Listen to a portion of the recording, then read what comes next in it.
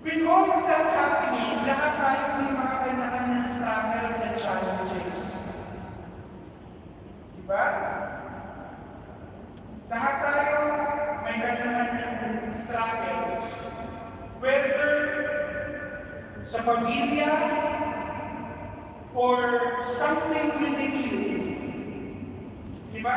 Life is a constant struggle.